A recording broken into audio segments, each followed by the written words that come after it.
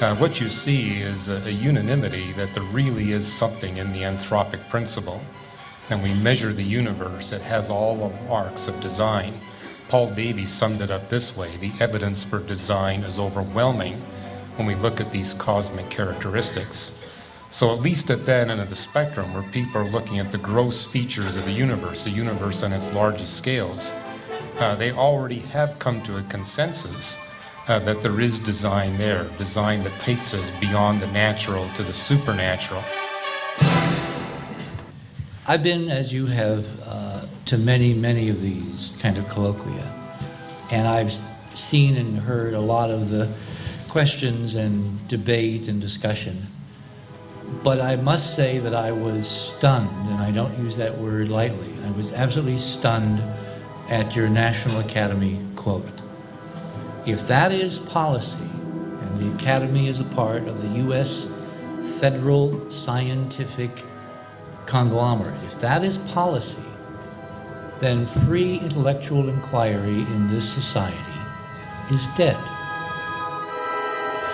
I have, in my own interactions in the university setting, have seen people say one thing in front of an audience and another thing at a bar over a beer.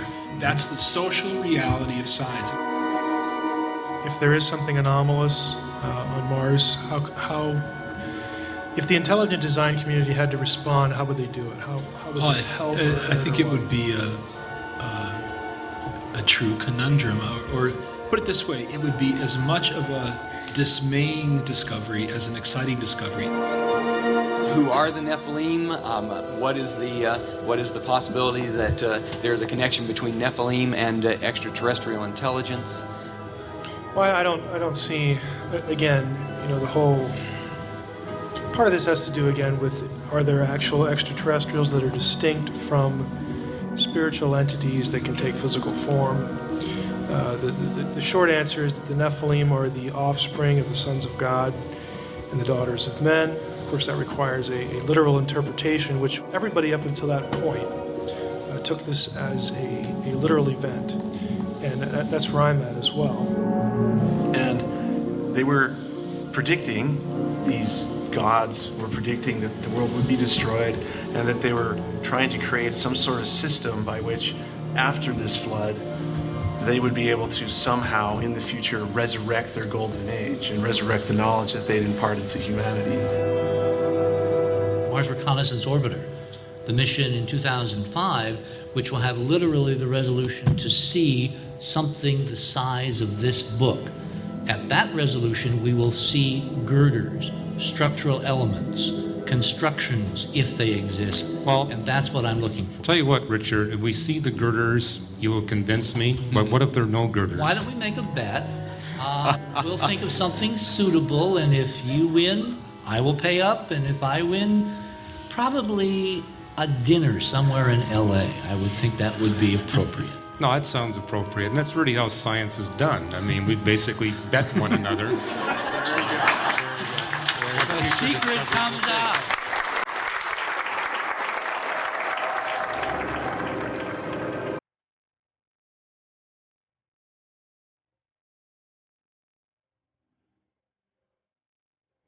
Hello, everyone. My name is Donna Minkley, and I'm the president of Parkside's Adult Student Alliance. Our organization's mission is to support non-traditional students as they pursue their educational goals and to provide interesting programming, such as today's conference. As a non-traditional student, I often stay up late and study.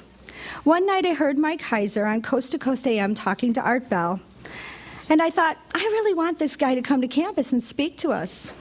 So I called and I asked him, and he suggested bringing a few friends with him to create this out-of-the-ordinary event. The Parkside Adult Student Alliance agreed to fund the event, and that's why we're all here today. So thank you all for attending. We're really excited to see such an immense turnout. There are 220 of us here today from all over the Northern Hemisphere: Massachusetts, New Jersey, California, Ontario, New York, Florida, Kansas, Kentucky, North Carolina, Georgia, Colorado, and the 5-state region surrounding Wisconsin. So welcome all to the land of cheese, beer, and the Green Bay Packers. All right. I'd really like to thank our speakers for sharing all their expertise and research with us. And thanks also to all of those who helped make this event possible, like Stephanie Siravatka-Marshall, Mike Heiser, PASA's executive board consisting of Sonia Gonzalez, Elsa Yaya, Rebecca Nicky, Brandy Bray, and our volunteer, Corby. Thanks, Corby. I want to introduce to you someone very special who came in for this event. Her name is Miss Cheryl Jones. Cheryl is an accomplished TV broadcasting career which covers experience on both sides of the camera. She started as a weather reporter and quickly extended her skills and credentials to include talk show host, producer, field reporter, writer, and a network news anchor. She's uniquely distinguished as the only TV broadcaster to be both a news anchor and a meteorologist at the network level. Please join me in giving a big welcome to Ms. Cheryl Jones, our MC today.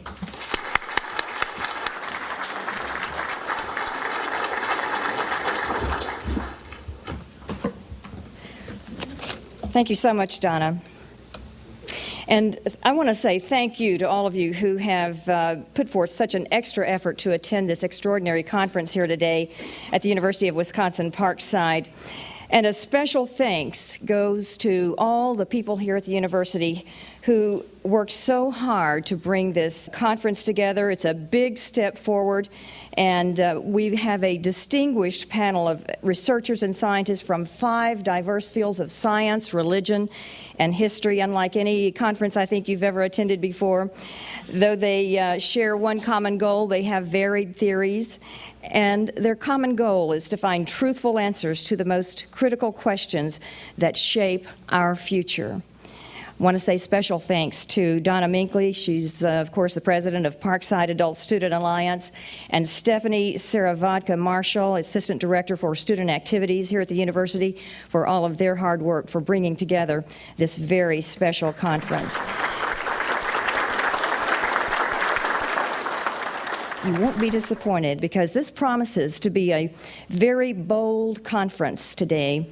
And if you've looked over the program, you know what I'm talking about, with highly stimulating lectures and a very exciting panel discussion later and a question and answer session that will be moderated by Doug Vardell.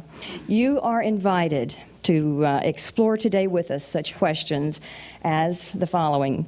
Is there evidence on Mars of the remnants of a past civilization? If so, what? I'm going to put you on the spot there. If such a civilization once existed on Mars, were they physical beings like us, interdimensional, spiritual beings, or something else? How would we know? Do Earth's ancient myths, religious beliefs, the Bible, or architecture provide clues, codes, geometric formulas, answers? And if so, what are they? Does modern science tell us anything about the probability of intelligent life elsewhere in the universe? Is that enough? If an extraterrestrial race has existed or does exist now among us, how does that impact our evolutionary process here on Earth? Today marks the first time ever for a public presentation of this nature on this topic that is seldom even touched by mainstream news and even our churches today, at least seriously, which is the crossover of extraterrestrial theories and religion. As I said, this promises to be a bold conference. But what does it all mean to us, and why should we even care? The answer is clear for those who think about it, and it's clear that you're here to think about it.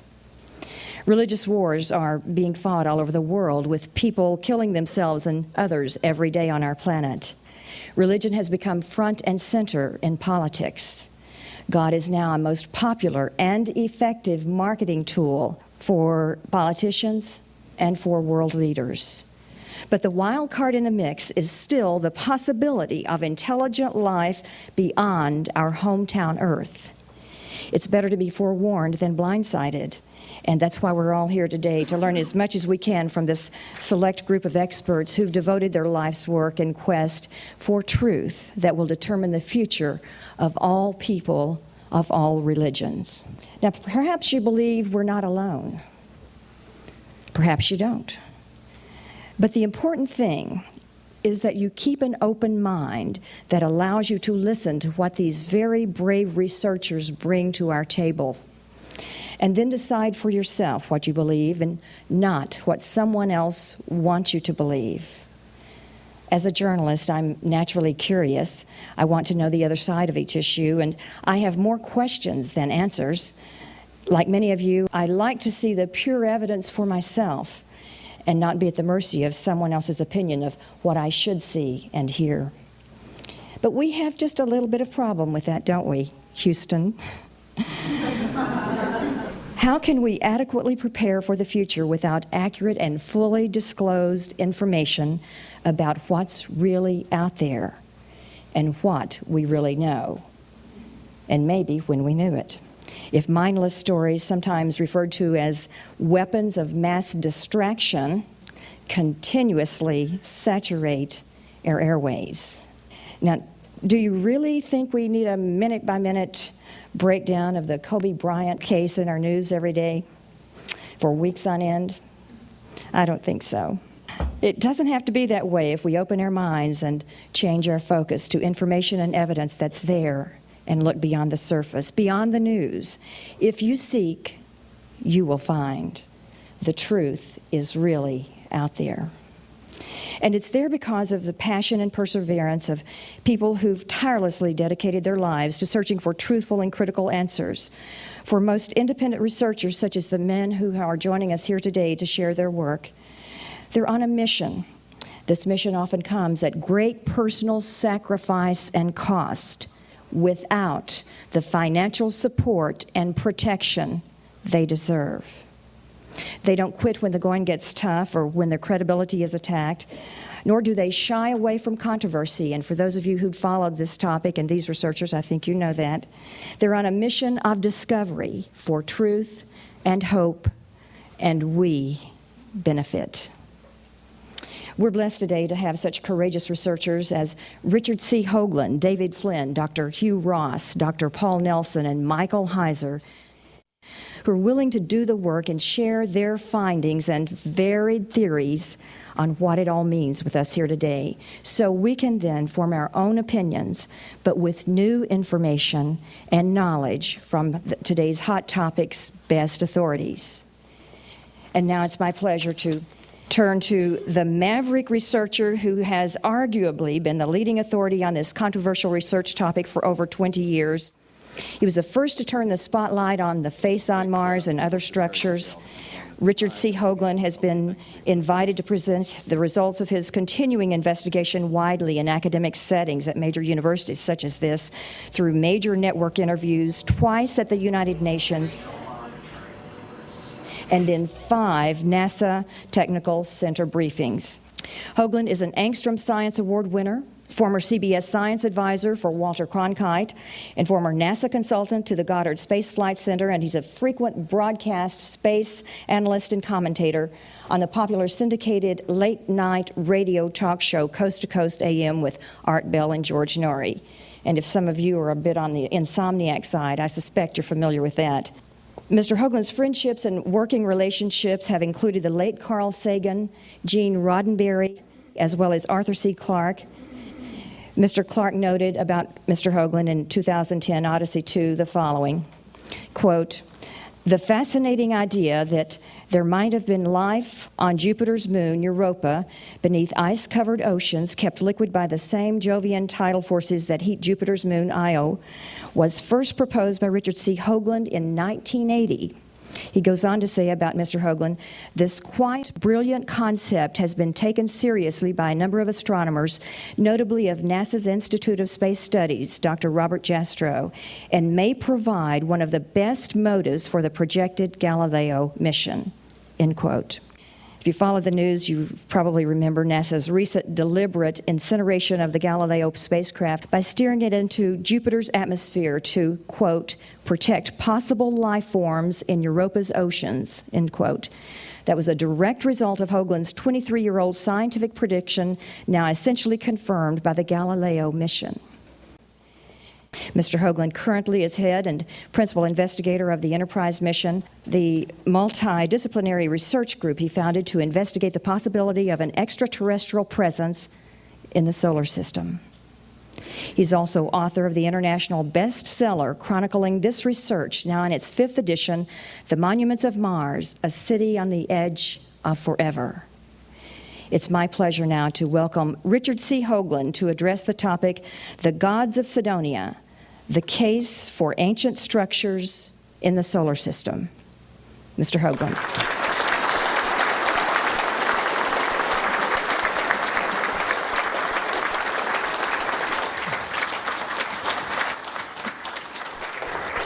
Thank you, Cheryl. Well, thank you, everyone, for coming. I certainly want to add my thanks to Donna and Stephanie and Mike Heiser. I will get you for this.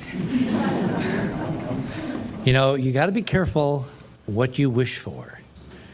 On a little trip that Mike and I and Robin took to Roswell a few months ago, I casually mentioned that this is an idea that we should do something about, namely getting a group of us together to discuss the implications of what we are dealing with.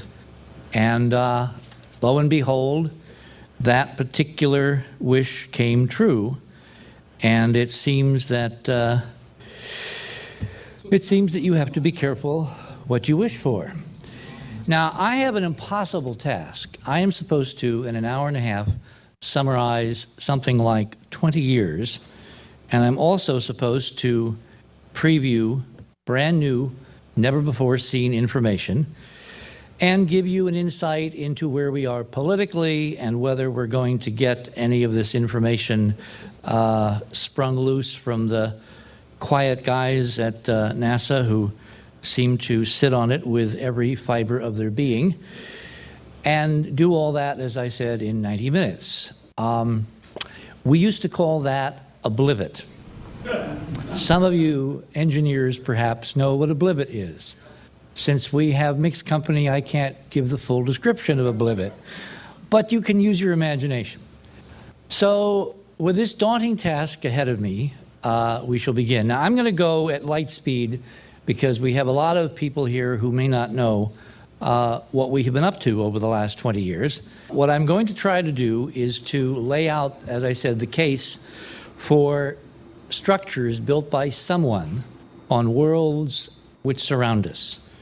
And the implied extension of that is the implication of those structures. In fact, that's what we're all here this morning to discuss. If this is all real, if over the last 20 years the NASA data and the independent analysis has in fact shown us real stuff out there, then what does it mean? I want to thank Chris Gould. This is a brilliant, brilliant synthesis of seminal ideas. Some of you may recognize the figures at the top. Some of you may recognize the figure in the center. But what you may not know is that this derives directly. I mean, Steven Spielberg did not originate E.T.'s finger touching humankind. It was a gentleman a bit more removed named Michelangelo, who for 12 years, lying on his back, painting the Sistine Chapel ceiling, limbed out the potentials between the ineffable in some other space, some other dimension, some other reality, reaching out and breathing life, literally, into mankind. Now, that's what we're here to discuss today. That painting is in the Sistine Chapel, as I noted a moment ago, which, of course, is in this place. This is St. Peter's in Rome, in the Vatican, a place where a few days ago a very interesting ceremony took place, the 25th anniversary of the pontificate of Pope John Paul II. It is Rome which is, in every essence, the center of Christendom, of people who believe in a divine origin of Jesus Christ, of that ineffable reaching out and touching mankind in a very literal way. It is also Rome which is the center of other things. For instance, in addition to this side of Rome, there is this side of Rome. And as a matter of fact, when Mike and I kind of put this all together, I must say that there were times in thinking of what we were going to do in coming here that I felt a little bit like this. Now, anybody recognize this picture? Charlton Heston, all right? Ben-Hur. Who has not seen Ben-Hur 15, 20 times? Please raise your hand. What you don't know is that those chariots have very deep symbolic meaning. Now, for those of you who have followed our work over the years, you know that one of the things that we have gotten involved in addition to the science and the data and following the numbers, is following the ritual. It turns out that this discussion of the interface, the boundary between religion and this other solar system reality, is very ancient. In fact, we're going to have some discussion in the next couple of hours by David Flynn of just how ancient and how extraordinary that connection has been. David is doing some pretty interesting work, and I'm looking forward to what he's going to say to us this morning, because one of the things that he's going to touch upon is the background to those chariot races. Because this guy is none other than Mars, the god of war, who was in essence the patron god of Rome, of the Roman Empire.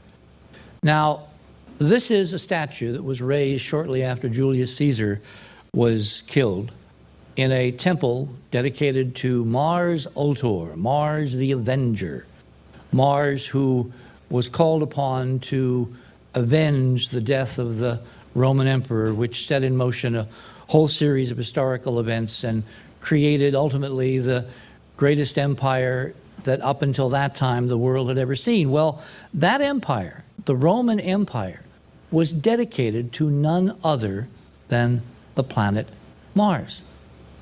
Now we flash forward the film. This is 2003, fall. This has been the year of Mars because of all times in the past 60,000 years, on the evening of August 27th of this year, Mars came closer than it's been for some 60,000 years. 6 times 10,000 years. I mean, that's an extraordinary, unimaginable amount of time. It is our potential position, and I say that carefully, that a lot of interesting history to which we are now just beginning to be privy has taken place in those 60,000 years. And in fact, the last time Mars was that close, very different perspectives and very different sets of eyes from this planet and from other planets watched that event, marked its passing in a way that modern history does not record. This is Mars as it appears in the night sky. In the late 20th century, early 21st century, Mars, as you can see, this was a shot taken on the 17th of July of this year with an amateur telescope from Florida as Mars passed behind the moon, as seen that night from that strip of real estate on planet Earth. Mars appears no bigger than an average crater on the moon. So for all of recorded history for the last, 6,000 years or so, and certainly within scientific history, the last couple hundred years or so, after the invention of the telescope and the perfection of that kind of technology, all that we thought we knew about that place has been gained from a disk that you can literally cover in a telescope with your little finger, even with some of the highest magnification. What we need to do to change our perspectives historically from looking at it far away is to create a whole new technology, namely the space age, which of course in 1976 sent 2 unmanned Viking probes for the first time to land on Mars. And what did the orbiters that didn't land, but were kept cruising around, taking pictures, what did they discover? But one afternoon on July 25th, I believe, 1976, they took a picture of a region called Cydonia, a picture that looked like this. And because it looked so extraordinarily different than any scientists at JPL or NASA or Caltech or wherever had ever imagined, what happened to that view? Well, the first reaction, the first official reaction I heard myself, I was member of the press. I was working for CBS, and I was also a NASA consultant back then. I was in the JPL press room, Von Karman Auditorium, when Jerry Soffin, who was the Viking Project scientist, said, when this picture was popped up on the screen, "Isn't it peculiar what tricks of lighting can do?" When we took a second image a few hours later, it all went away. That has been the position of NASA for the last 30-some years. It all went away. Now, what I'm going to show you is that the data has not gone away. In fact, with each new mission, with each new set of images, with each new discipline applied to this problem, and we'll talk about what we mean by disciplines, because there's a range of technologies now that have been brought to bear on this problem, not just imaging. The problem of the face on Mars has not gone away. It's gotten deeper, more profound, more provocative, and more insidious. What do I mean by insidious? What I mean is a polarization between the official view, the political view of an agency and a government that cannot countenance that this could possibly be real, and a public and a band of independent scientific investigators who for the last 20-some years have been pursuing, sometimes at great cost and against great odds and great opposition, the truth. The simple scientific truth. Is this thing a real artifact lying on a place where it does not belong? And if it is such an artifact, what does it mean, both scientifically, politically, philosophically, and the reason we're all here this morning, religiously? This quote from, of course, Genesis is a profound perspective on the problem. Because what it does is canonize the particular religious perspective that human beings and the human likeness of human beings is endemic to one place only, namely here.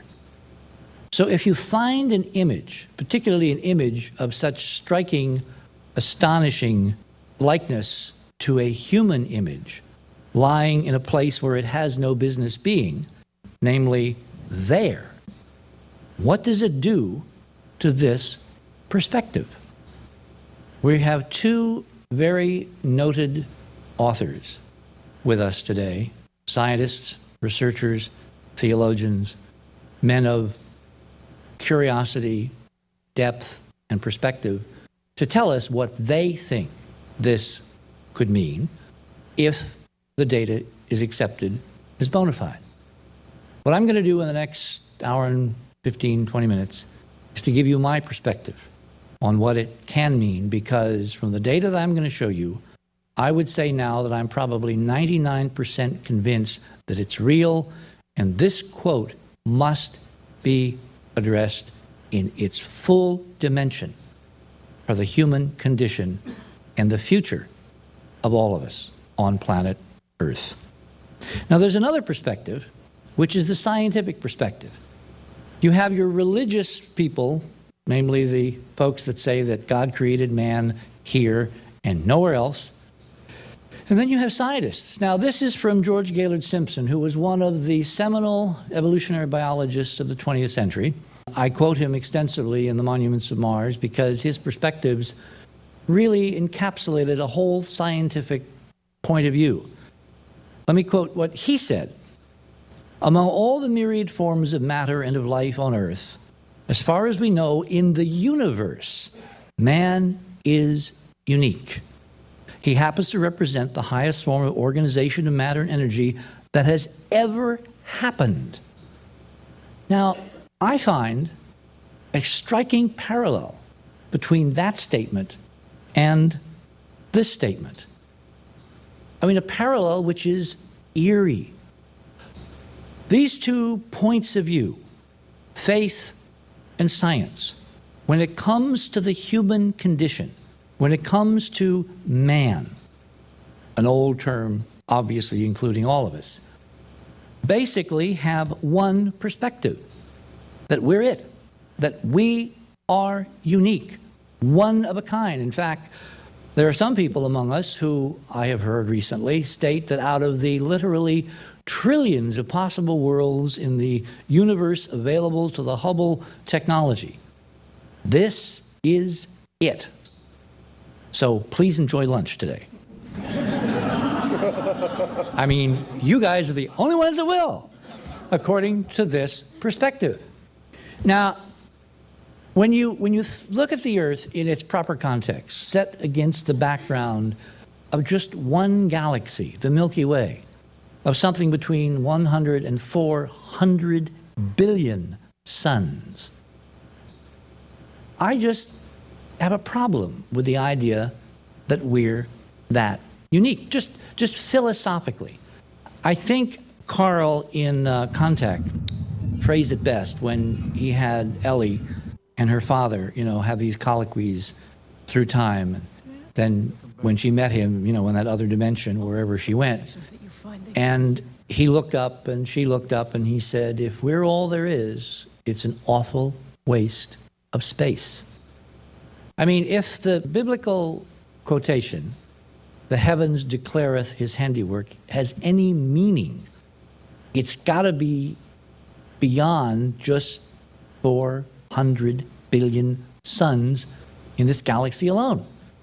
The universe, stars, has been there a long time, will be there a very long time. So what is so special about it that it declareth his handiwork? Now, if you add the idea of intelligence, if you add the idea of cosmic soap opera, I mean, that's something extraordinary, at least to my perspective. Because that gives you now 400 billion, in this galaxy alone, remember, out of trillions of galaxies, 400 billion stages for consciousness to appreciate what's going on in this cosmos that from that perspective has been created for intelligence.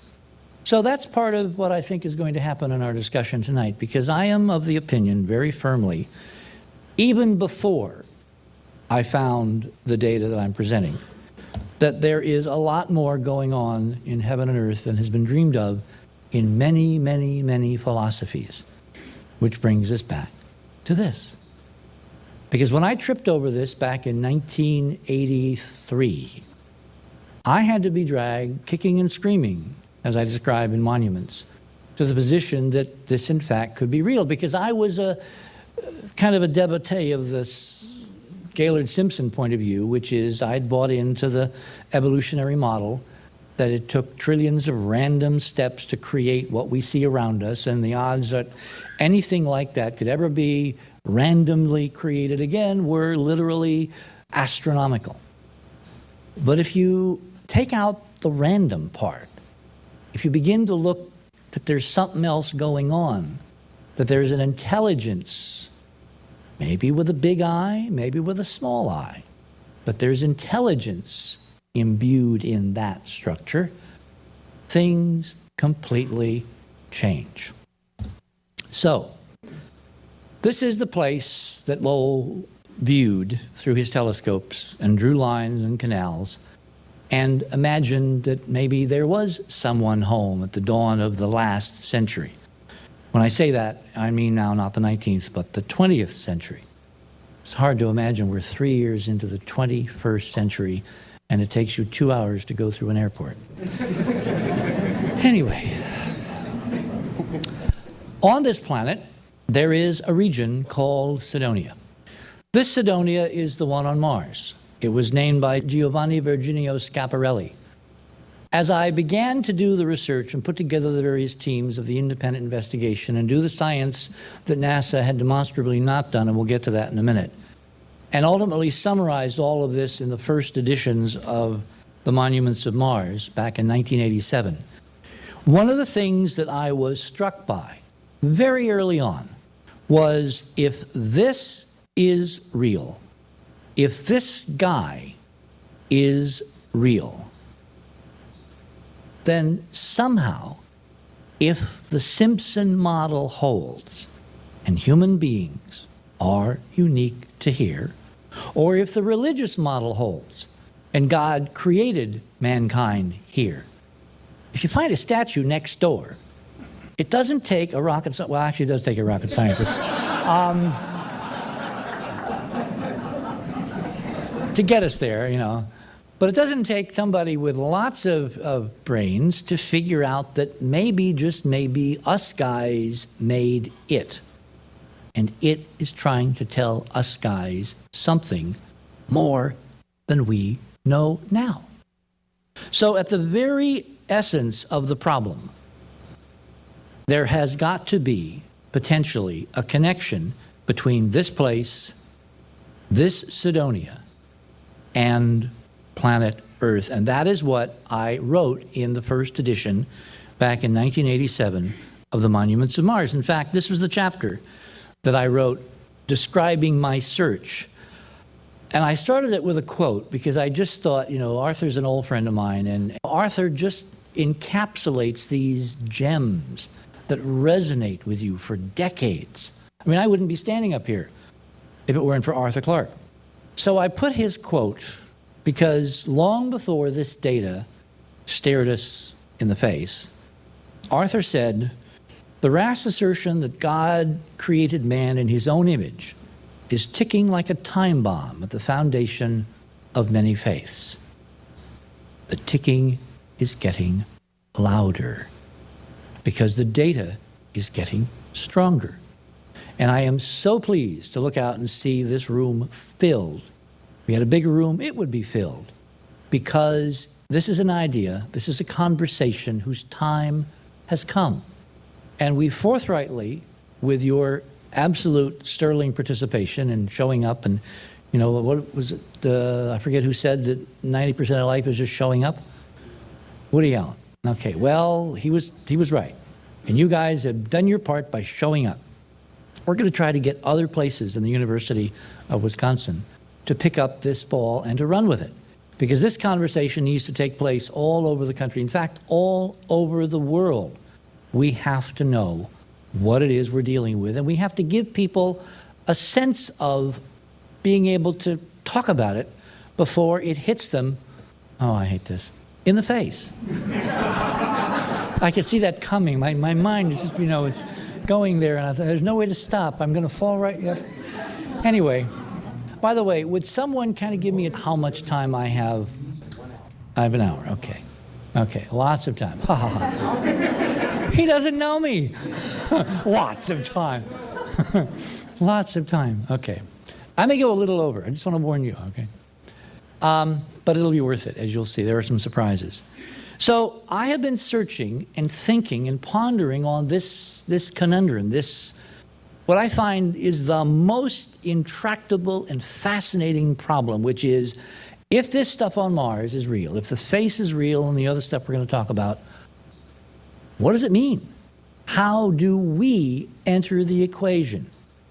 And in fact, as I wrote in Monuments, I saw back now 20-some years ago that if this was real, it was a almost carbon copy of the scenario laid out in Arthur and Stanley's seminal film, novel, et cetera, 2001.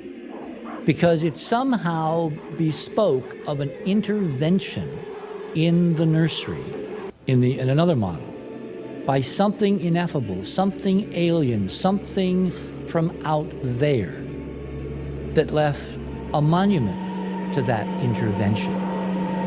And of course, 20 years ago, we didn't know what we know now, and we didn't have a lot of the clues as to the dimensions of that potential intervention. And again, we're going to have a really rollicking good time discussing that and other things this evening, because the potential for that intervention directly assaults the superficial reading of Genesis. And there is no other way to say it than that flatly. If aliens have somehow intervened in the human condition, if they exist and have played God, then the chronology and the scriptures and the texts, not only of Christians, but of all faiths. I mean, I wish we had 2 or 3 days, and I wish we had Muslims up here, and we had Buddhists, and we had, you know, a stripe of every potential perspective on who we are and why we are here.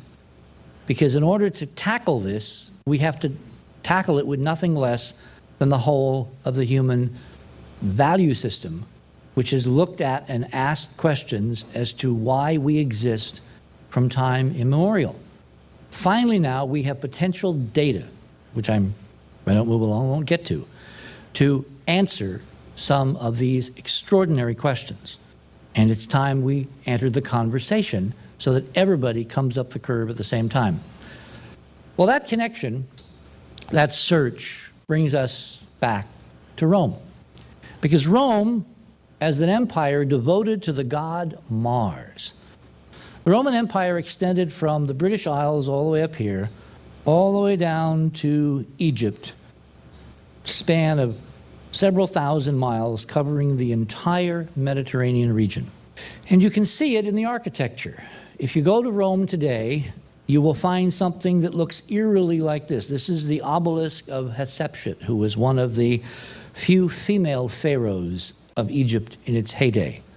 Well, in Vatican Square, standing right in front of the icon of Christendom, St. Peter's, there is an obelisk which was borrowed from Egypt by the Romans and brought to Rome.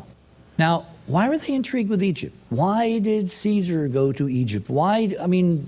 Think about the connections between some of what we're going to talk about in terms of Egypt's connections to more distant and ancient places, and what Rome, in the personification of the worship of its god, did with that same information. Anyway, Rome was a descendant of a culture on this peninsula, namely the Greek culture. That's why many times it's called Greco-Roman. You can actually trace, and David is going to trace, a progression of civilizations that have kept sacred the same stuff, have regurgitated it, have reformulated it, have repackaged it. But when you strip away the superficial things, it seems eerily to extend back to Mars. Now, it certainly extends to the concept of Mars, to the concept of a godhood, of a deity to be worshipped. But we're making an even bolder proposal. We're saying that the data now supports the theory, the hypothesis, that in fact it could physically extend back to Mars. And let me tell you how, all right? If you look on an island called Crete in the Mediterranean, you will see a city. No longer exists, lost to now forever in time, a city called Cydonia. That was the origin of the name of Cydonia on Mars. By way of an astronomer, an Italian astronomer in 1877, Giovanni Virginio Schiaparelli, the same Schiaparelli who saw canals and started Lowell on his trek. Schiaparelli was a classicist, and as you'll see in a little while, it wound up with him renaming all of the features on Mars, including some provocative names. Here's one called Eden. Wonder what he meant by that. Anyway, so if you look a little further at the Mediterranean, at the eastern extent of the Roman Empire, you'll see a little city up here on the coast of Syria called Sidon.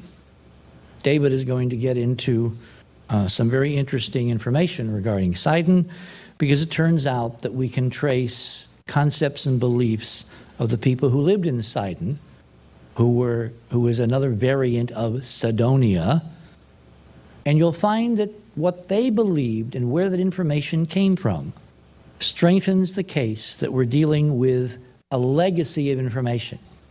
Now, if in fact the information vis-a-vis what's waiting at Cydonia came by circuitous means from a place that is named after Cydonia, except it was transposed, the terrestrial form in historical terms preceded the Martian form in our current nomenclature and current maps and current ideas. Ultimately, it all revolves around this piece of real estate. which is inarguably the most contentious piece of real estate in the world. Is that an accident? Is that just chance? Or does this potential connection to a profound link between these two worlds, which seems to have touched ground here in some form at a very ancient time, as David will limn out, is it possibly responsible for the current problems in Iraq, in Iran, in Syria, and above all, between Israel and all its Arab neighbors?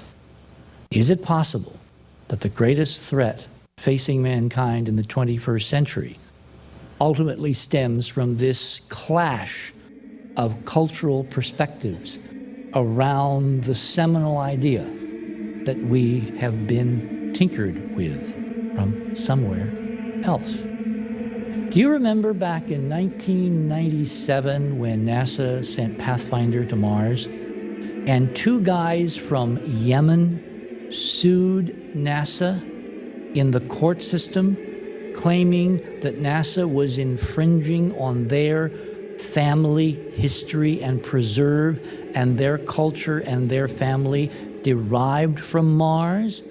No one noticed. No one paid attention. We did. Because my question is, what do they perchance know that no one else knows? Now, getting through the filters from our culture, particularly now that events past September 11th have taken place, to their culture is almost impossible. What do they think they know? So this then was the extent of the Roman Empire. And in Rome itself, there are many monuments. The Forum, which is where Caesar spoke and was killed. There's the Temple of Mars, Altor, is back there in the distance. The temple to Mars, the god of war. And if you look at Rome's history in toto, Romulus and Remus, the mythological sons of the war god, were said to have founded Rome. The Romans were therefore known as the sons of Mars. The Roman Empire was the first that we know of specifically dedicated to Mars. Ancient Rome's New Year began March 1, the month of Mars. And finally, Sally priests, who were dedicated to Mars, are the origin of our term salute, and their key ritual dates include March 19th to 23rd. Just as a little footnote, this is the year of Mars, right? If Mars is somehow involved at a deep, fundamental, archetypal level in the turbulent history of the Middle East, particularly in Iraq, the ancient home of Sumer, the first known civilization out of nowhere, out of nothing. Isn't it interesting that the war began March 19th? And it had to happen on a clock. It's now obvious that that war had to happen on a clock. Why? Well, in all of the iterations of monuments over the last, 20-some years, almost 20 years, from 87 to 2003, I have been pursuing this idea of a celestial terrestrial connection. That if we're looking at real data, if there really is a face and other structures, pyramids, an organized complex, some kind of urban center, some kind of civilization that we are looking down by remote sensing and looking at with satellite imagery, then there has to be, because of the centerpiece of that potential civilization, there has to be a discoverable connection. And I started looking in the direction of Egypt. Now, a lot of you who heard me on art know that I have talked a lot about the surprising, shocking connection of many modern institutions to ancient Egypt, a discovery that we simply, couldn't fathom at the time. We now have a bit of a better perspective. But initially, it didn't make any sense. Now, of course, if you undergird that historical displacement of data that doesn't make sense with a foundation of Mars behind us all, if in fact the human condition can trace its connections back to Cydonia, back to Mars, back to whatever happened there, and we're seeing in Egypt as the first touch point on this planet in monumental form its emergence here, then things begin to make a little more sense. And as I said, the guy who's going to make a great deal of sense of this, who's carrying on in a sterling way this tradition of looking for this connection, and who will regale you with some pretty intriguing surprises, including what these things are, all right? I mean, this is really cool, is David Flynn, and I'm dying to see and hear what he has to say later on this morning. Now, another guy who is not with us, but whose presence is very much felt, is this individual, Stanley V. McDaniel. Dr. McDaniel was the professor and former chairman of the Department of Philosophy of Sonoma State University. Back in 1992, he called me up, and he began an independent research project at a university in California looking into the potential reality of the Martian data. He ultimately found so much to write about that he was forced to put together a very large document. We have the only surviving copies.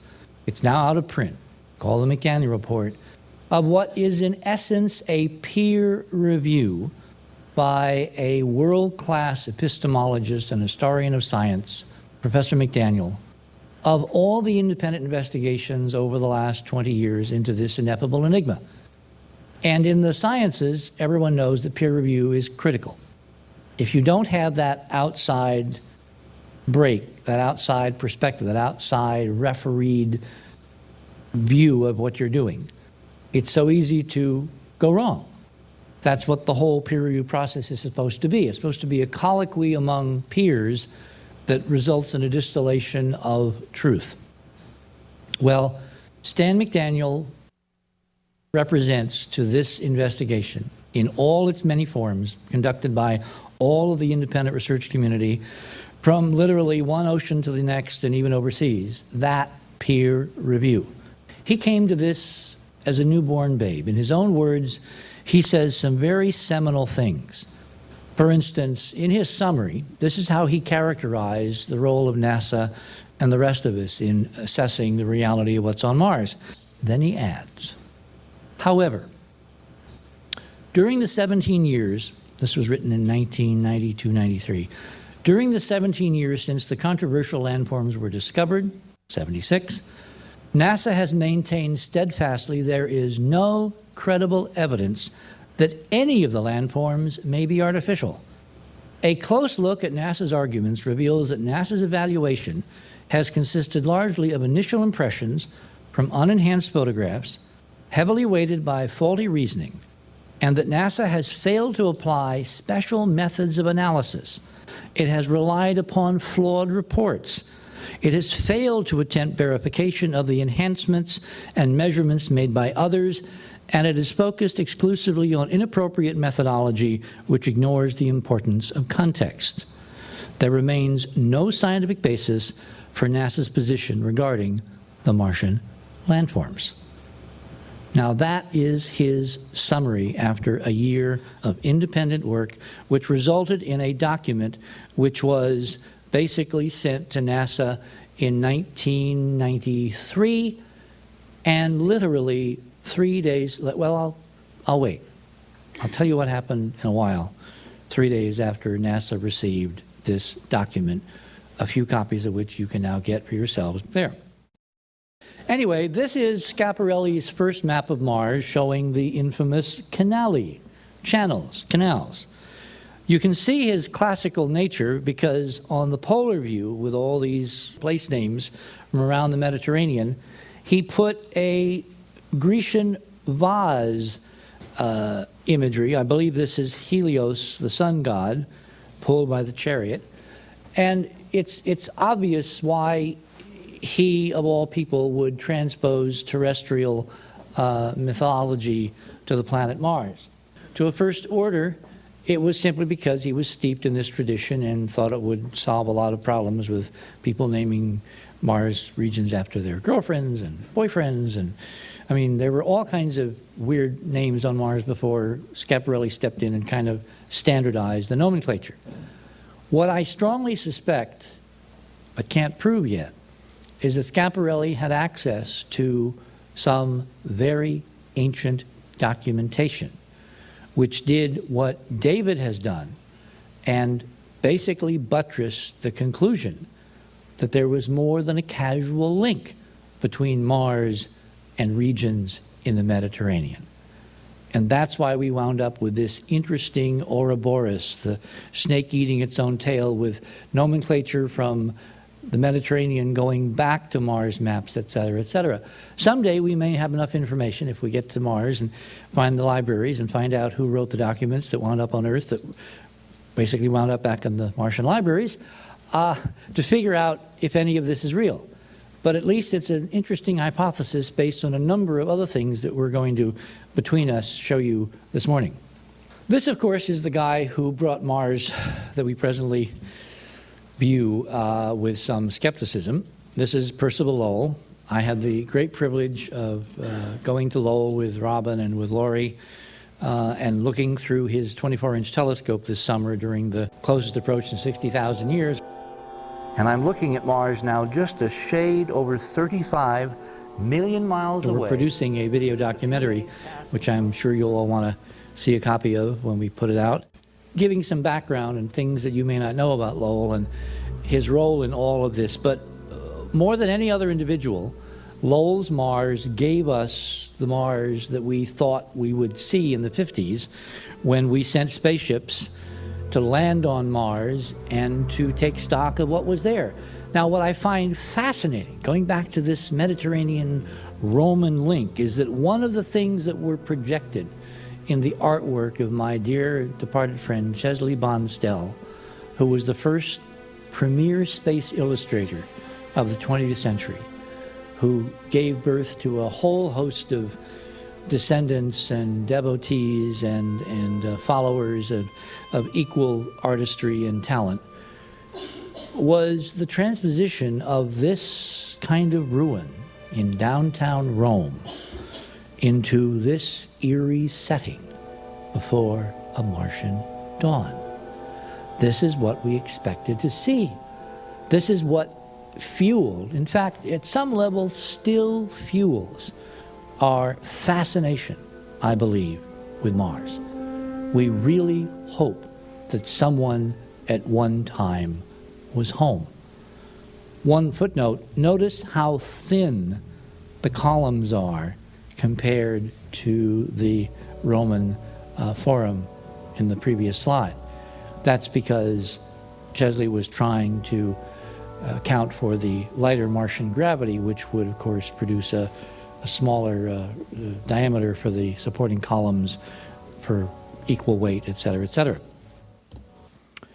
Now, the reality, of course, hit us smack in the face in '76, because when this mission went to Mars, as I noted before, among the sand dunes and craters and basically desolate, lifeless environment that we thought that NASA had bequeathed us with these unmanned missions, suddenly this thing appeared. And it was a shock. It was a shock to NASA then, it's a shock to NASA now, and it's becoming a shock to a lot of people the more that become aware that this is a possibility just next door. Now again, this is what Jerry Soffin said. Well, a trick of lighting.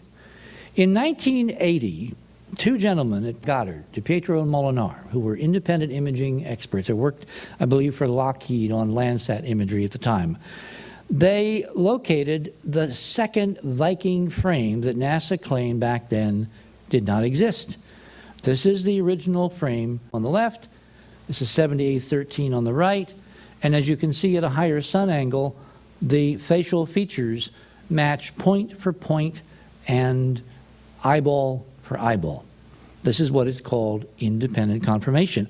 But how did the scientific community respond to these two independent contractors discovery of independent data that tended to confirm that this wasn't just an illusion. In fact, it was a real three-dimensional statue. Well, one of them responded like this in Stan McDaniel's volume. Stan says, my original naive view, he admits he was naive, that all NASA scientists were sincerely interested in the truth, was utterly shattered when I discovered the most blatant piece of disinformation I've ever seen. One written not by an obscure NASA public information employee, but by a prestigious member of the 1976 Viking lander imaging team, Dr. Carl Sagan. Dr. Sagan's contribution to the subject could not be interpreted as mere scientific bundling. Its author was too knowledgeable for that. And what did Carl say that got Stan so upset? Carl looked at this image and basically said in Parade magazine, the face in Sidonia Mars, at left, eerie and haunting. At right, in a separate spacecraft photo, it seems to be an irregular hill. Now, I'm wondering if Carl was still alive, he would look at the weapons of mass destruction in Iraq in similar fashion. In other words, it seems to depend upon your prejudices what you see in highly controversial data. But according to Dr. McDaniel's perspectives, there was no way that Carl could not have seen what we all see, which is this thing looks still very face-like at a different sun angle, and to call it an irregular hill is in fact a piece of propaganda. There appears, this is not just my opinion, but the opinion of McDaniel and many others now, there appears to have been an agenda at work as opposed to serious science on this issue for the last 20 or 30 years, which of course, quoting that famous philosopher Arnold Schwarzenegger, where there's smoke, there are fingers. No, where there's smoke, there is fire. Enter this individual. This is Cynthia. She is the resident artiste, sculptress, and artistic director of the Enterprise mission. I have known Cynthia and worked with her for the last, 20-some years, since '83. It's 20 years. Good God. Where did time go? 20. You know, I can't glibly I'm standing up here and saying glibly 20. I've been at this 20 years. Good grief. Anyway, what Cynthia did was to take these two images and produce the first three-dimensional model. Long before we had computer image processing that was affordable by us, poor outside independent investigators, she literally took the clay and, based on the high and low sun angle, this one and this one, spent thousands of backbreaking. I mean, have you ever stood over, working with clay? It literally is backbreaking. And she has produced some stunning work, which ultimately was good enough, I felt, to be included as the cover shot of the first edition of the Monuments of Mars. This is her image, her clay model, as you would see it from the city looking across toward the eastern horizon, toward the dawn, photographed by Dan Drayson. Actually a model about, I think it was about this big, shot from one end. Many years later, another member of this dramatis personae, Dr. Mark Carlotto, who was a respected engineer from Carnegie Mellon, worked with highly classified and black and top secret DoD projects and image processing, is probably one of a handful of world-class imaging processing experts, came to our merry little band, devoted a great deal of time, and produced the first quantitative digital three-dimensional analysis, some of which was published in Applied Optics in 1988. What Mark did was to take the two-dimensional Viking data and via a technology called photoclinimetry, better known as shape from shading, which is an algorithm that kind of calculates 3D things from Lambert scattering laws and sun angles and geometry and puts it all together and gives you a three-dimensional structure with a couple of assumptions. He produced this rotation back in '88 of the infamous face on Mars. Now, the cool thing is that when you compare Cynthia's analog model here with Mark's digital model there. Two different techniques, two different people, two different genders, two different coasts. They're the same. Separated by, I think it was 3 or 4 years. Now that's cool. That is independent confirmation of the reality, the objective reality. And of course, what this did was, for once and for all, for any objective observers, throw in the ash can the NASA canard, oh, it's only a trick of light and shadow. Boy, if we had patented that phrase or trademarked it or something, we would be able to fund the Enterprise mission. Hint, hint. Now, Mark has published, as well as, Dr. Horace Crater and Stan McDaniel and many other individuals, a series of technical papers in the journals. It's very hard to get Cydonia into the journals. Tom Van Planern tried with Nature and was told absolutely flat out that Nature had put Cydonia on the prescribed list of topics it would, over its dead body, ever cover scientifically. The prejudice in the scientific community against the idea, even the idea that there might be an ancient civilization elsewhere in the solar system, is absolutely profound. It is redolent. You can cut it with the proverbial knife. This is not science. This is political science. But despite these problems, there have been over the years a series of papers published in peer-reviewed journals, technical journals, of the stature of these that were on the screen, of various aspects of the problem of potential artifacts on the planet Mars. So for NASA to say that this has never been within the mainstream scientific community is another absolute falsehood. It has. It's simply being assiduously ignored by the space agency and the political structure which supports it. Now, one of the other things that Mark did was to bring satellite technology from the intelligence world that had been used in, among other things, the first Gulf War, looking at satellite imagery with an eye toward distinguishing natural objects from artificial objects. This is called a fractal technology, based on the idea that natural landscapes are self-similar, and if you have an artificial object like a tank sitting on a natural surface, you will get a deviation in measuring pixels in a computer that will allow you to make a educated inference as to the degree of artificiality, and then you target the tank with a tow missile, and bingo, you're in the scenario that is currently going on. Well, Mark took the same technology and applied it to Mars. This is an example. This is a picture of, I think, a B-52 at some Air Force base. I think it's Otis Air Force Base up in New England. Used to live not far from there. And this is the computer fractal plot, and the brightest thing in the image is the most non-natural, non-fractal, i.e. artificial.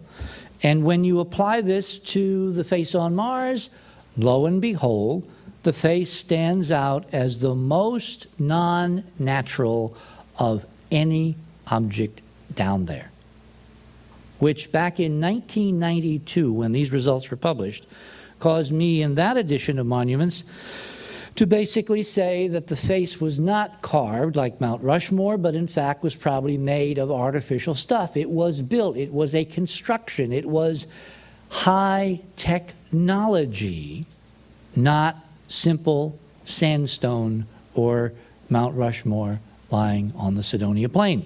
Now, if you look carefully at these plots, this is now background on Mars for the fractal results. This is the face. You'll notice that the curve is steeper and the separation at midpoint from the natural slope line is greater than the one for the tank.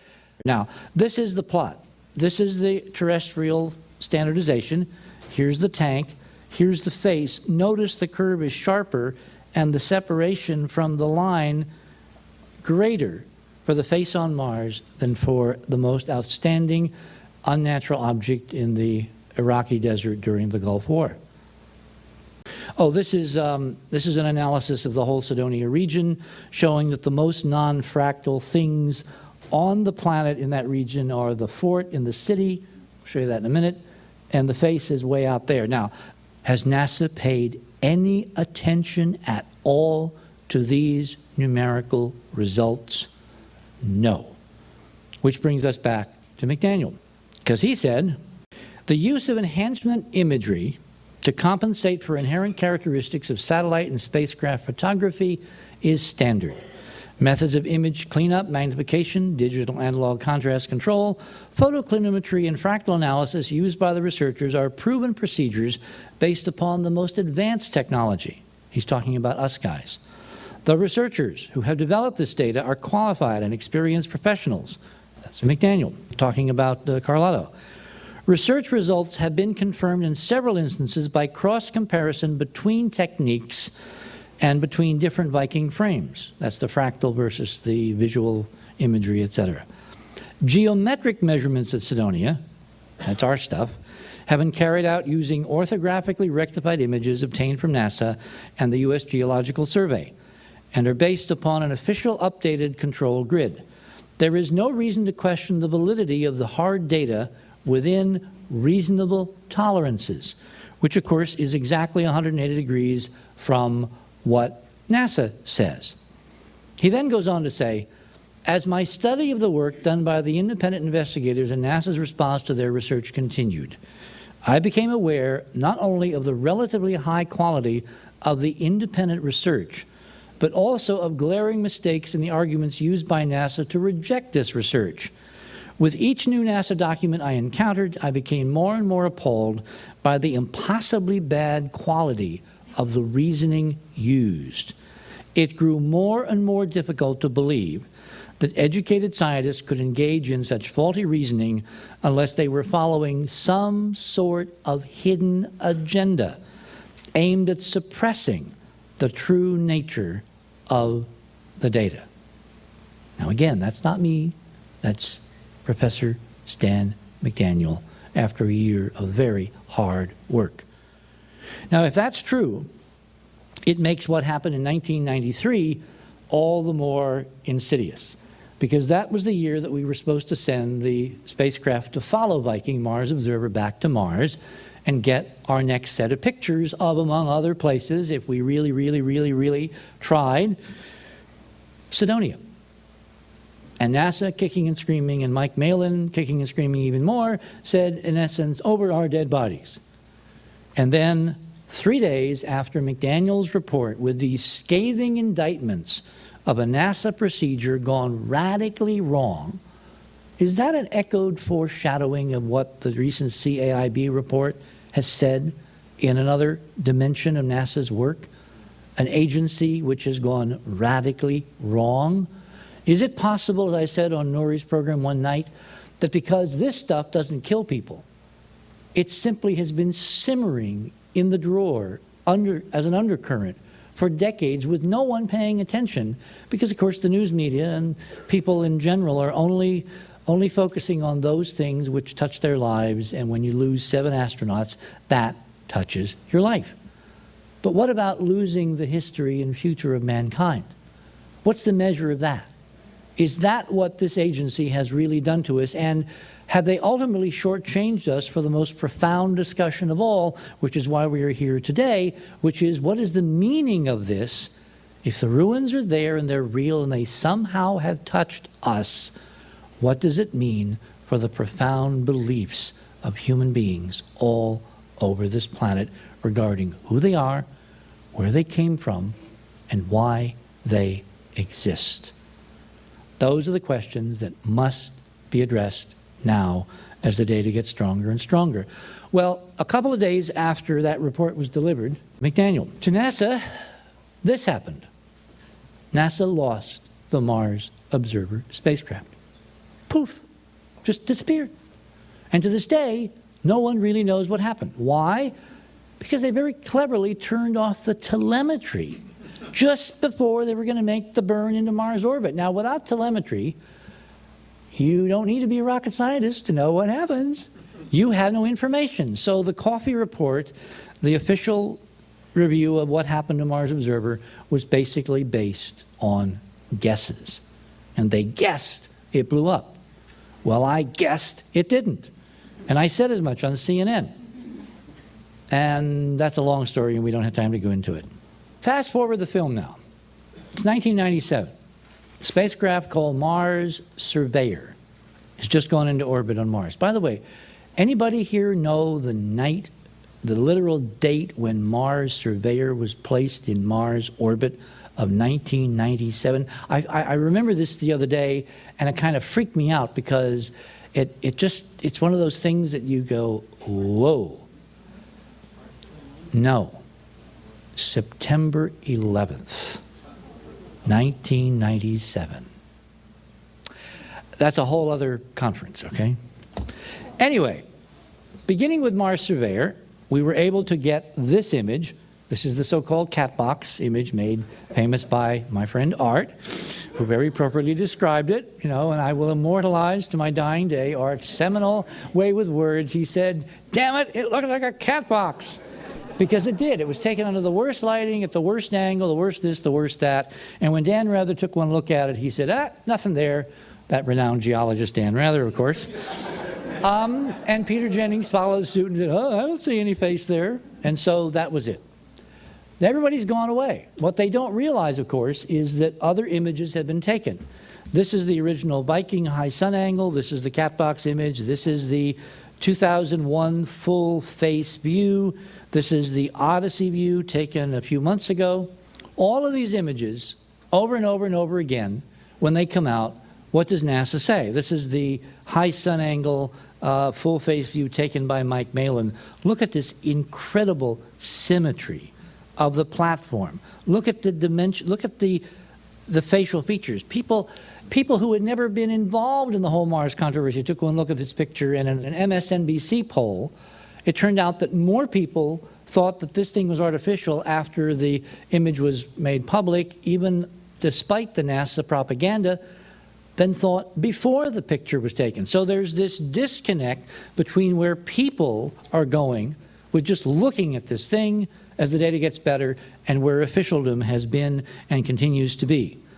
Then, of course, this is the 2001 Odyssey mission, named after Arthur C. Clarke and Stanley Kubrick's famous film, which I've had high hopes for, and it turns out that this spacecraft has given us some stunning data, which you're going to see momentarily, which is taking us in a whole new direction on this conundrum, and may, in fact, foreshadow a political breakthrough that I'm going to talk about in a minute. This is what NASA has said as of the recent imagery. Now, when the 2001 image came out, this is the date here, May 24, 2001, it used this 26-year-old image of Cydonia, unenhanced with the bit hits and the little nostril from the data dropout in the transmission. In other words, it seems to have decided that history stopped with the first press release back in '76, and we don't care what those damn independent guys think or write or publish. We know this thing is just a pile of rocks, so take it. And they do it again and again and again, except look down here what they say here, which is eerie. It's like there's this doublespeak. It says, scientists figured it was just another Martian mesa, common enough around Cydonia, only this one had unusual shadows that made it look like an Egyptian pharaoh. Now, why the heck does NASA have to say it's an Egyptian pharaoh? If it's a pile of rocks, just say it's a pile of rocks. Why connect it ritually to what we know they're doing with all their Egyptian stuff that we don't have time this morning to go into? But you can go to enterprisemission.com and you can see a lot of it there. It turns out, in the history of Viking, Mars Surveyor, and Mars Odyssey, that Cydonia is the most photographed region on the planet Mars, bar none. By principal investigators, Malin and Christensen. These guys keep saying it's nothing but a pile of rocks, but they keep taking pictures. What's wrong with this picture? I mean, if it's just a pile of rocks, just leave it alone. Go do something important. Get a girlfriend, anything. But why keep taking pictures of a place that you say publicly is just a pile of rocks? In other words, to me, the NASA experience has foreshadowed my experience with the entire U.S. government. I mean, just try traveling by plane these days, and you will see that between what they say and what they do, there is a total disconnect. And in the political campaign shaping up for the White House next year, you're going to see this played out on every network in real time, because more and more people are beginning to realize there's something wrong with what we're being told in all kinds of areas. And to make Robin happy, I'll say, including health.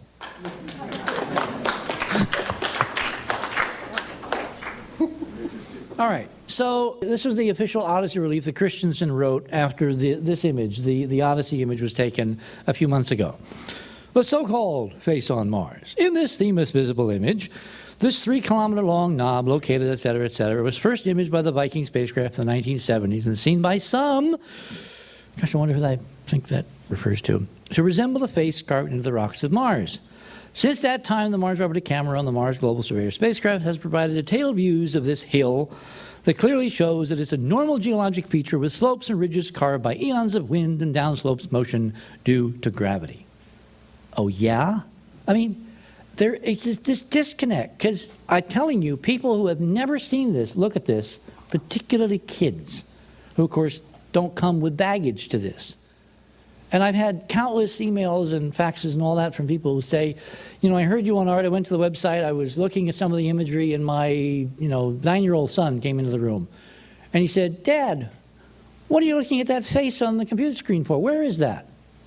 I mean, this has happened so many times. It's not scientific, of course, but if we ever had some money, it would be nice to do a poll to show people who've never seen this what it looks like, and just ask them, what do you think it looks like? I will bet you dollars to Navy beans that it will look like what it is. Which brings us to the pièce de résistance. God, I actually can say that this morning. Of this 20-year odyssey. Had to do it again. About a year ago, on October 24th of 2002, a photograph was taken by the Odyssey spacecraft looking down at 90.3 degrees. And I talked a bit with Art about this and with George, but you guys probably didn't get to see the pictures. This, I think, is the breakthrough we all have been waiting for very, very, very, very patiently. Because in this image, this dawn image, the face, compared to objects except for the D and M down here, and I'll get to that in a minute, the face is extraordinarily bright.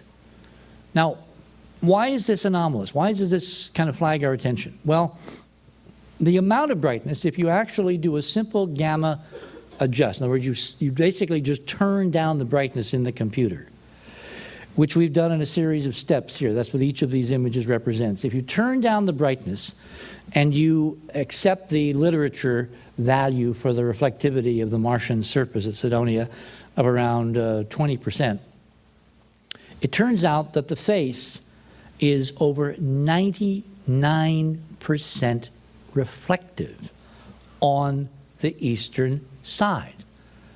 Furthermore, there is an astonishing geometry visible on the eastern side, which if you tilt your head a little bit to the left, like that, you go that way, you'll see it lines up parallel with the center line. I'll show you some other comparisons so you don't have to imagine what's over here in the darkness. When I saw this, here's the comparison. Here's MGS, full face view. Get this, this is not a dawn image. The 90.3 degrees should have been a dead giveaway. It's pre-dawn. The sun is 0.3 of a degree below the horizon. One of our esteemed colleagues from England, I believe, calculated that in order to see the sun, you would have to be 9,000 feet over the face, hovering in a spacecraft to see the sun just peeking over the horizon. So this brightness on the eastern side is before the sun has risen. Now, the Martian air is 1/100th of the pressure of the air you're breathing. That means, to a first order, its scattering potential, its scattering brightness is 100 times less efficient. So pre-dawn at 4:39 in the morning, which is when this photograph was taken, Martian time, is damn dark. It's dark down there. So how come this is so incredibly bright? It's because it's incredibly reflective. Now, one of the possibilities raised by Christensen at Caltech during the JPL seminar on Mars and missions to Mars and all that this summer suggested very obliquely that maybe this brightness was due to snow on the eastern side. Well, this is what snow looks like in our own deserts in New Mexico on Shiprock, with the sun actually risen. And you'll notice that snow is a Lambert scatter. It's like this movie screen, all right? It scatters light in all directions. This is not a Lambert scatterer, and it in no way compares. I mean, you can see detail in the shadow, kind of, detail in the shadow, but look how dull this looks in bright sunlight compared to this pre-dawn. Again, I emphasize this is a pre-dawn image. 90.3 degrees. Now here's what that translates to. This is a Viking image taken just after sunset back in '76 by the Viking lander. All right, you can see shadowy features here. This is the wind cover of the Viking lander. This is some of the surface instruments, the landing pads. This is the horizon. There's a crater on the horizon. This is a bright bluish glow caused by forward scattering in the Martian atmosphere. But notice how dark the landscape is, and this wind cover is gray. You know, it's about 50–60% reflective. Notice how dark it is. And it's a Lambert scatter. It's gray paint. It's basically, it's like a movie screen. But it's dark because the Martian pre-dawn or post-sunset is dark. But when we look at the face in that kind of lighting, with the sunlight coming from the northeast, this is the angle, the sun is rising way over here, this is how bright it is compared to what you can see on the left. And the geometry of this indicates that it's coming from that large halo of light above the sun in the atmosphere. It's a diffuse halo, so you don't have sharp shadows. There's no shadow extending out. So that's why this slope, this base of the face is in darkness, because it's tilted away from that light part of the sky, so it's not getting any light at all. It's seeing the sky over here, which is dark, all right? But look at how incredibly bright, and more important, how incredibly geometric the eastern side is. Now here's a comparison between the Malin image, close-up, 1.5 meter res, and the Odyssey image pre-dawn. Now we begin to see that there are hints of color. Is it possible that this is some kind of glass-like material? Is it prismatically diffracting and refracting this pre-dawn glow as well as reflecting it? And if so, what are the physics of that? Well, Mark Carlotto, many years ago, based on his shape from shading analysis, produced a three-dimensional model that he then proceeded to light in the computer from dawn to dusk. And it turned out this is the lighting that most approximates the current Odyssey lighting that we have, except with Mark's version, the sun was up. It's actually, you know, you can see sunlight coming in. Now what's interesting is to compare the differences and the similarities in Mark's view. This is his view. This is another Viking shot. This shows you, by the way, how dark the surface is even when the sun is literally just risen, given the dust and the distance and all that on Mars. Sunrise is a dim phenomenon, as is sunset, but not when you're looking down on the face from orbit. Now this is a comparison of Mark's computer simulation lit by sunrise and the actual photography. Notice that he got some things right. This ridge here, which we think is part of the facial features, conforms to this, and that slope is very bright as it is here. But his nose reflection and his eye reflections are completely missing here, and it's overwhelmed by all this other stuff going on, which is so geometric that all you can say is it's not a Lambert scatter. It's not a diffuse surface. It's acting much more like a mirror. Now here are some diffuse surfaces made of natural rock that one of our friends in Sedona, Matt Nelson, took a few weeks ago. This is just before sunset. This is outcroppings, sandstone outcroppings in Sedona. Notice the sunlit side, notice the away-facing side. Notice that the brightness absolutely has nothing to do with what we're seeing in the Odyssey image. Here's another version just before sunset. These buttes are lit by the sun coming like this. Here's the shadow. There's no overwhelming brightness compared to the darkness that we see in the Odyssey data. This is the moon. I think it's a first quarter moon, judging by the angles and when this would have been taken and all that. So how do we explain this astonishing asymmetry in the brightness? Well, I have said from the beginning that this thing was a made object based on the fractal data that Mark gave us back in 1992. This is a model in the computer done by Fred Torres, who works with Kinthea. This is a computer rendering, basically making the face a glass-like specular reflecting surface. And as you can see, it reproduces some of the asymmetry, but not really. In other words, even glass with a front surface reflection doesn't match the incredible brightness of the face on Mars. What does match the brightness is a version of this computer rendering. This is a specular reflection ray trace set of diagrams published on the web that I was able to find. This object is a donut. It's got facets. As you rotate the facets around, the flat planar mirrors catch the light, beam it to the camera, and you see these bright reflections and flash it toward you. I mean, you've all seen the same phenomena flying into airports where you see windshields or you see sunset on buildings facing the west. Seattle is a good place. Even in Albuquerque, we have some buildings up on the foothills which at certain times of the afternoon will shine brilliantly. And I've tried taking some pictures and none of them come out because they overwhelm the CCD pixels of the camera. They're so bright compared to the background. All in all, then, what I believe we're looking at is basically an object which has a mirror-like construction on the eastern side. That, in fact, is an object which has part of its architecture still surviving on the protected side. Remember, the destruction and the winds of Mars come in from the west, so this side has been beaten to hell.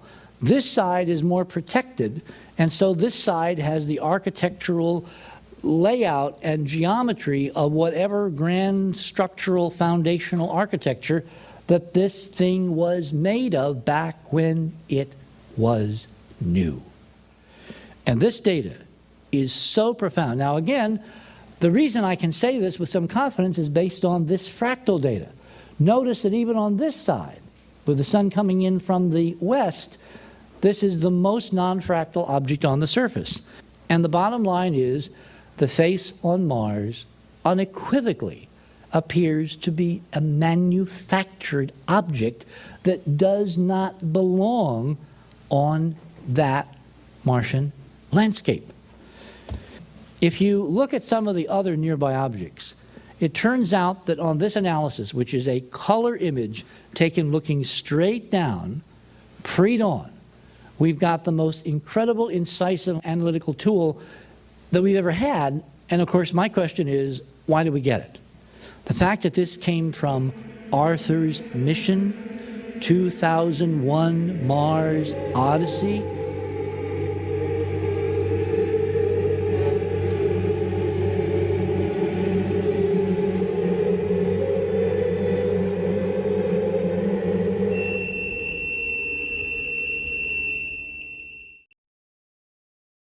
If you look nearby the face, you'll see objects which appear to be mesas. At least that's what they've been called. In fact, if you look very carefully, you'll see that there are checkerboards here and straight lines and an eerie bluish cast.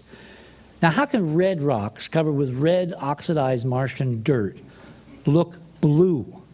I mean, where'd the blue come from? And if you go closer and rotate, with a little more processing, remember, Stan says that we're doing this by the numbers. we find that there is an incredible geometric array of structure across this object with beautiful straight lines, sweeping curves, symmetry. Here's one wing, here's another wing, all right? This is the West Wing. Hey, couldn't resist. Sorkin gave us a show, why don't we, This thing may not be a mesa after all. In fact, this is in keeping with some of the data that came out from the infrared study, which I don't have time to go into today, indicating that there's a lot more going on in Cydonia when you get new information, new technology, new tools, than even we potentially speculated even a few years ago. And finally, if you look at this object, this is now another object that at low resolution, it's another mesa, okay. But if you zoom in this color view, pre-dawn, this is what you see. It looks as if this object, again, is strikingly colored blue, indicating short wavelength scattering, internal scattering in some glass-like material, and it's incredibly geometric. It's got boxy stuff, ruined boxy stuff. Look at this beautiful corner of basically a cube. If you draw the whole thing, this is a ruined set of cubes lying there a mile or so across in this desert not too far from the face, strikingly different, but just a couple of miles away from the face itself. Now, how on a place where there's supposed to be no geology, where nothing has ever changed, do you get radically different features right next door to each other? On Earth, even with pretty vigorous geology, we find that within a few miles, things tend to be the same. Geological landforms tend to be the same. Not apparently at Cydonia. Well, there's a whole bunch of stuff I didn't get to, of course. Hopefully we'll have a chance to get to some of them in our afternoon discussions and our evening Q&A and round robin with the other panelists that I share the stage with. So let me leave you with this thought. We stand at a really important point in the entire 20-year Cydonia investigation. We have almost incontrovertible evidence now that whatever this is, it's not a natural pile of rocks regardless of what NASA says. What we need is better data of the same kind, pre-dawn or post-sunset shots, and we have formally approached the Mars Express people with the German camera on the European mission going to Mars, and I can make some news by telling you that Dr. Newcomb, who is the principal investigator of the German camera, has assured several Enterprise members in emails that they fully intend to use the 2-meter color camera to attempt to resolve the Cydonia question, including taking pre-dawn and post-sunset imagery, as I called for when I did the show with George some months ago. So, all I can say is stay tuned. Thank you.